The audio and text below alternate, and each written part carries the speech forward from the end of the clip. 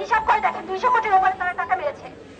এর মধ্যে যারা আছে মতিউর রহমান তিনি হচ্ছে মেন, এই যে দুইটা যেটা নাচি খাটি সে হচ্ছে মেন, এবং তাদের যে চেয়ারম্যান আজকে যাকে ধরেছে হারুন, সে হারুনের আজকে আমরা শাস্তি চাচ্ছি, সাথে তার রিমান্ড চাচ্ছি, তার সর্বোচ্চ রিমান্ড যেন আজকে কার্যকর হয় এবং পুলিশ যেন তাকে পিটিয়ে পিটিয়ে বাকি যে আসামিগুলো আছে তাদেরকে যেন টেনে হিঁচড়ে নিয়ে আসা হয়।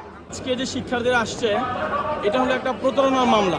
এই যে আমাদের বাচ্চারা ছোট ছোট বাচ্চারা, কোমলমতি বাচ্চারা বিদেশে অনেক আশায় বিদেশে পড়াশোনা করার উদ্দেশ্যে এই যে আমাদের দেশে কিছু কথিত এজেন্সি আছে যারা স্টুডেন্ট ভিসাগুলো প্রসেস করে, সেরকম মধ্যে হলো জাস্ট থট, ভিসা গাইড।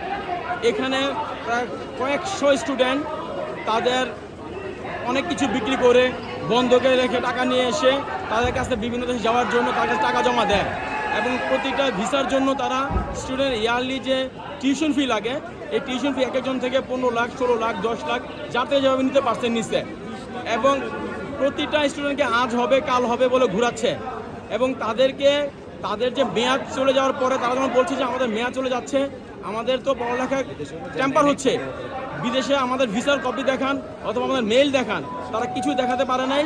এক পর্যায়ে তারা গত মাসের 28 তারিখের মধ্যেই তারা এই এত স্টুডেন্টদের টাকা প্রায় কয়েকশো কোটি টাকা আত্মসাৎ করে তাদের অফিসগুলো ক্লোজ করে দিয়ে তারা সরে যায়।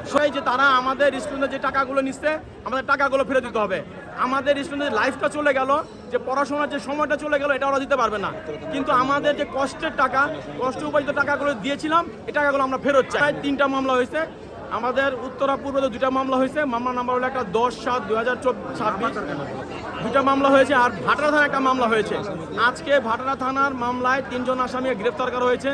এই প্রতিষ্ঠানের যে মূল হোতা হারুন রশিদ ওরফে মতিউর রহমান, 19 আরও 2 জন আজকে গ্রেফতার হয়েছে।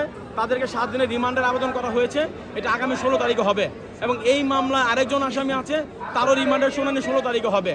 এবং আজকে একটা মামলায়, উত্তরের একটা মামলায় 10 নম্বর মামলায় আজকে শুনানি অন্তে, রিমান্ড শুনানি অন্তে 3 দিনের রিমান্ড আবেদন মঞ্জুর হয়েছে। আসামির নাম সাব্বির।